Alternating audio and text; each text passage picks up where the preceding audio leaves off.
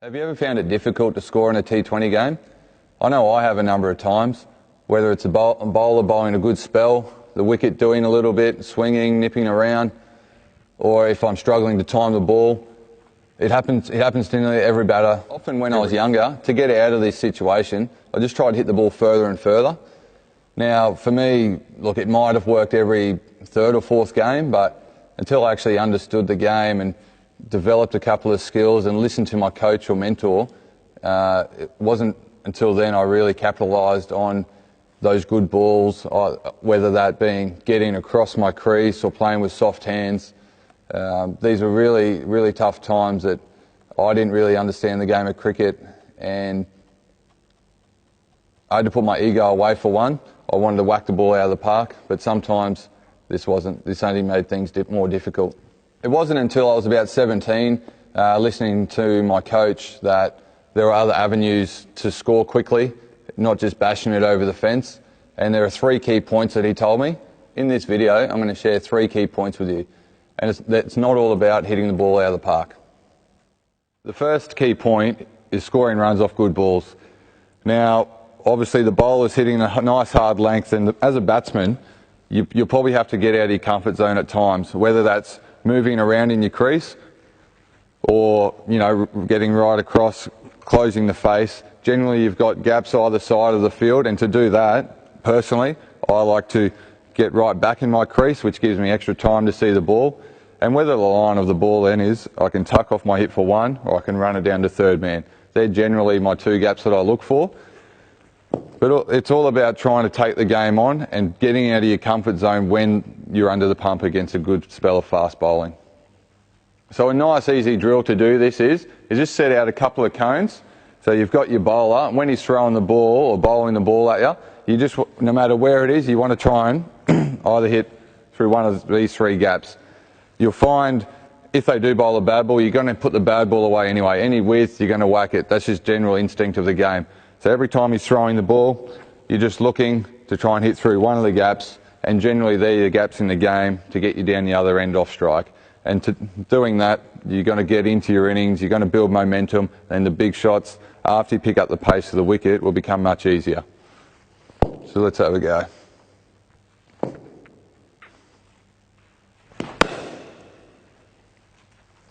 Cut.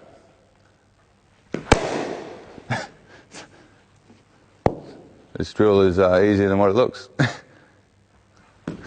So there's one there. And I'm just using my crease, getting right back.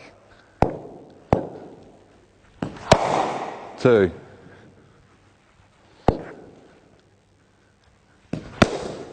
You find just opening up your hands a little bit always helps. It also softens your hands when you do that as well, allowing to use the pace.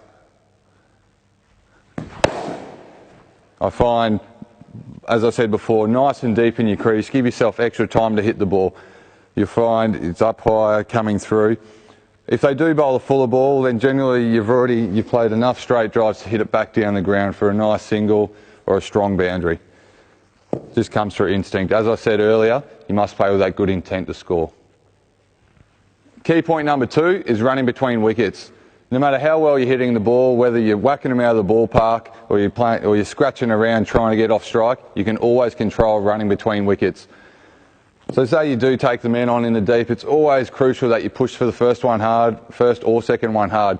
You'll be surprised if you can sneak 5 runs from those guys in the outfield. If you can sneak 5 runs there and then on the flip side being a fielding team, save 5 runs, you've gained 10 runs, and you'll be surprised how many games and won or lost inside those 10 runs. So that's a pretty crucial point in my point of view. So it's always a massive ruling. Run the first one hard, don't turn blind, and always communicate with your partner. Game awareness has a lot to do with running between wickets as well. Whether you hit it to the guy's left-hand side, right side, non-dominant arm, weak arm, whatever it is, you've got to have that game awareness to really maximise what's going on in the outfield. So make sure you're always aware of who's throwing the ball in where, whether the teams are backing up or not. It's very important in the game of cricket that you can quite easily steal a run from a single throw over the boundary. And the third key point is power hitting. So basically you have to tick off key points 1 and 2 first before you can basically reward yourself with the power hitting. A big key for me is, obviously you've done the hard work, you've got off strike to the good bowling, you're running hard between wickets, you're stealing singles here and there, so you get the right to actually try and whack something out of the park. And a massive key for me is keeping nice and still. Doesn't matter if you're not hitting them well, at the end of the day you've got to keep your head still and your eyes level. You'll find guys that try and hit the ball 100% end up, mistiming the ball to square leg, over cow corner and all that. If you just pull back a little bit and hold your shape, you actually find you might swing a little bit less, but the ball will probably go further. And a lot of batsmen say this around because the bats are so good these days. You've got to trust the instinct of your training that you don't have to hit the ball 100% just to hit it over the ropes. So my mindset of advanced batting in the 2020 format, as I said, I widen my stance, but a main thing is I'm still looking to hit straight no matter the length of the ball. I'm still trying to go there. I think it's important that you always try and think to hit straight to utilise the full face of the bat. The moment they do get a little bit straighter or a little bit shorter, that's when you've got to hang on as tight as possible. Then you slowly open up to utilise the cow corner, square leg. But my first thoughts are always going straight.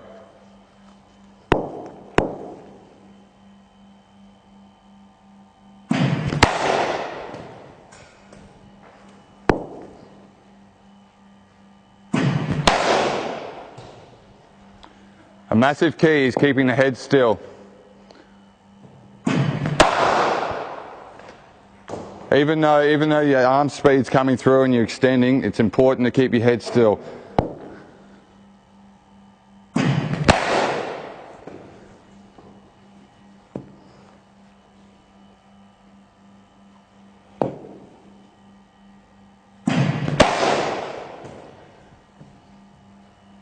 The moment they get a bit straighter, that's when you slowly open up. But if you open up too early with your shoulders, then you find yourself hitting across the line. And obviously you can't access straight then if it is fuller. So try and hang on and keep sight on as much as possible.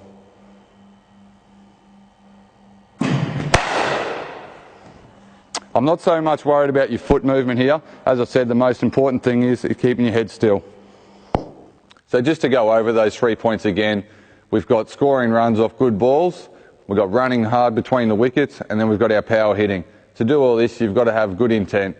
And by intent, I mean being busy at the crease. You do that, you're looking to score runs. Every avenue where you're trying to do, you'll improve. You'll be surprised how much your strike rate goes up without you even knowing it at the end of the day if you just tick off these little boxes rather than thinking dot ball, dot ball, dot ball, boundary, dot ball, boundary. If you just work in between those balls, you'll be surprised how it adds up and how easier you pick up the game. Another point is, besides all that, make sure you take a step back and control the game as a batsman. This is your space. Take a few deep breaths and make sure you control the game. So that wraps up video number 1. I hope you took a lot out of it, guys.